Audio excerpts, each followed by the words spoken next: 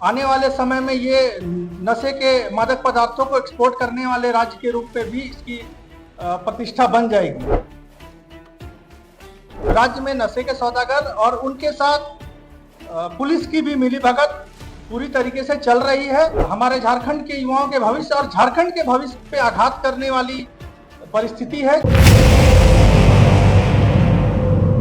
बीते कई महीनों से हम लोग एक अभियान के तहत प्रयास कर रहे हैं कि राज्य में जो बढ़ता अवैध नशे का कारोबार है, जिससे युवा वर्ग सबसे ज्यादा प्रभावित हो रहा है, उसको लेके हम लोग विभिन्न स्तर पर प्रयास कर रहे हैं। राज्य में अवैध रूप से जिस तरीके से नशे का कारोबार फल फूल रहा है और जिस तरीके से नशे के सौदागर को यहाँ पे एक आसान प्लेटफॉर्म बना के सरकार और यहाँ की झारखंड की पुलिस ने दे रखा है, वो कहीं ना कहीं पूरे झारखंड के लिए बहुत ही चिंतनीय है।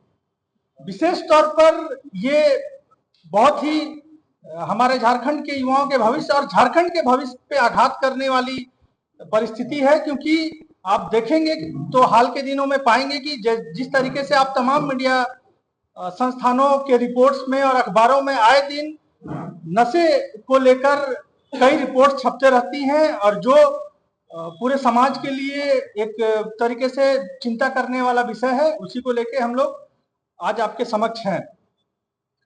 जिस तरीके से नशे के सौदागर और नशे के माफिया और उनके पैडलर्स की पहुंच युवाओं तक, विशेष तौर पे यहाँ के प्रतिष्ठित स्कूलों तक, महाविद्यालयों तक और खेल के मैदान तक, जिस खेल के मैदान में युवा अपना स्वास्थ्य और सुधार के लिए जाते हैं, वहां भी इनका पहुंच बन चुका है और इसको ये आने वाले समय में और भी घातक सिद्ध होने वाला है।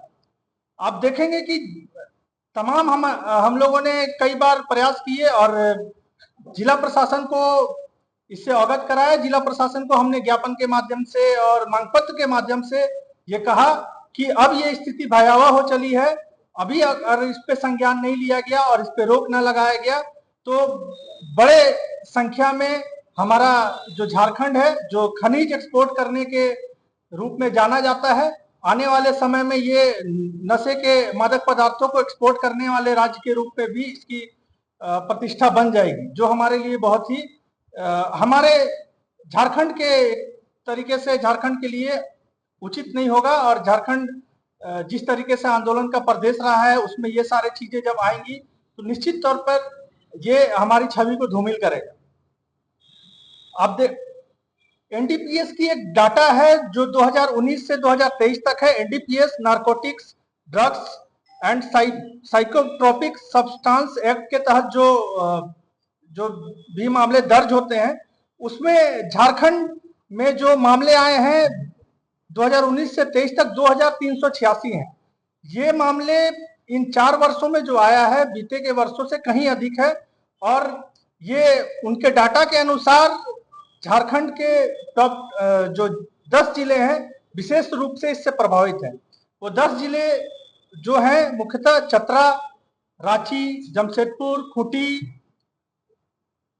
हजारीबाग, सरायकेला, गुमला, पलामू, लातेहार और चाईबासा। इन जगहों पे ड्रग्स माफियाओं का और नशे के सौदागर करने वाले जो युवा जो इस लाइन में घुस चुके हैं, उनकी पैठ यहाँ बन चुकी है। पुलिस की नाकामी को हम लोग इस तरीके से देख सकते हैं कि हाल ही के दिनों में आप ही के द्वारा एक रिपोर्ट आया कि धनबाद के राजगंज पुलिस ने ये बयान और ये मीडिया के समक्ष एक रिपोर्ट में आया कि वहां 19 किलो जो है मादक पदार्थ चूहे चट कर गए। तो ये एक परिस्थिति ये दिखाती है कि राज्य में नशे के सौदागर और उनके साथ पुलिस की भी मिलीभगत पूरी तरीके से चल रही है। और जब ये परिस्थिति बन जाएगी तो आने वाले समय में राज्य के युवा अपने भविष्य को लेकर सुरक्षित नहीं होंगे और राज्य के युवा आपराधिक पृष्ठभूमि की ओर प्रस्थान करने के लिए विवश हो जाएंगे। नशे के सौदागर बहुत ही आसानी से 15 साल से लेकर 30 साल तक के युवाओं को अपने चपेट में ले रहे हैं, उन तक उनकी पहुंच बन जा रही है। लेकिन दुखद यह है कि हमारे राज्य की पुलिस उन सौदागरों तक और जो हमारे युवाओं तक आसानी से पहुंच जाते हैं, उन तक पहुंचने में राज्य की पुलिस को बहुत कठिनाइयां का सामना करना पड़ रहा है, उसके बाद भी वो वहां तक पहुंचने में असफल नहीं दिख रहे हैं। युवा आशु इस विषय को लेकर गंभीर है। युवा आशु ने पहले भी तमाम स्तर पे जिला प्रशासन को और राज्य सरकार को, यहाँ तक कि हम जब बीते दिनों राजभवन में माननीय राज्यपाल श्री सीपी राधाकृष्णन जी से मिले थे, तो उनके समक्ष भी हमने ये विषय उठाए थे। उन्होंने भी कई दिशा निर्देश दिए थे कि इससे संबंधित जो है राज्य के डीसी को और एसएसपी को हम लोग मांग पत्र सौंपे, और वो हमने पूर्व में सौंपा भी है। तो इसको लेके हम लोग जो है अब अभियान के तहत आगे बढ़ने वाले हैं, और एक अभियान जो होगा उसका नाम हम लोग ने दिया है एक युद्ध नशे के विरुद्ध, और इसका पूर्ण रूप में नेतृत्व युवा आशु करेगी। और आने वाले समय में 26 सितंबर को हम लोग सड़कों पे उतरकर राजभवन के समक्ष धरना देने का कार्य करेंगे, और ये निरंतर आंदोलन अब युवा आशु का जारी रहेगा। निकाय और युवा आशु दोनों मिलकर शिक्षण संस्थानों में और विभिन्न जो ऐसे चिन्हित किए गए जगह हैं, जैसे मैंने खेल का मैदान भी बताया, वहां पे हम लोग एक जागरूकता अभियान चलाएंगे। इसमें मैं एक शब्द और जोड़ देना चाहता हूं कि बीते समय में माननीय चंपई सोरेन जी जब मुख्यमंत्री थे, तो उन्होंने इसको लेकर कुछ पहल किया था। जागरूकता को लेकर उन्होंने नशे के खिलाफ एक मुहिम छेड़ने का काम किया था, लेकिन जैसे ही वो सत्ता से हटे और माननीय हेमंत जी सत्ता पे आए, उन्होंने इस मुद्दे को छोड़ देने का काम किया और ये मुद्दा शिथिल पड़ गया। तो अब लगता है कि युवा आशु इसको नेतृत्व देगी और इसको अंजाम तक पहुंचाने का काम करेगी। एक युद्ध नशे के विरुद्ध। अभी 2 दिन के बाद सीजीएल का परीक्षा है जेएसएससी का, और एक सप्ताह का जो है माओवादी का स्थापना दिवस है। तो छात्रों का जीवन में भी संशय बना हुआ है, परेशान में हुए हैं कि वो परीक्षा केंद्र तक कैसे जाएंगे, क्योंकि 6.5 लाख परीक्षार्थी जो है 2 दिन के अंदर, तो पुलिस प्रशासन या फिर झारखंड कर्मचारी चयन आयोग क्या करेंगे?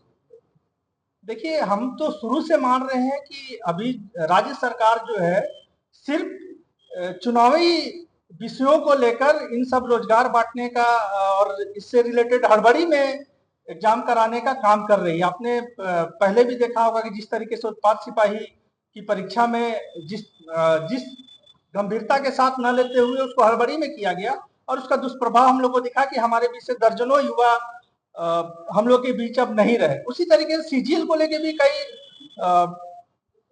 छात्र संगठनों का छात्रों का एक मंतव्य आया था कि ये आनंद फानंद में हो रहा है, और इसको लेके उनके मन में संशय भी है।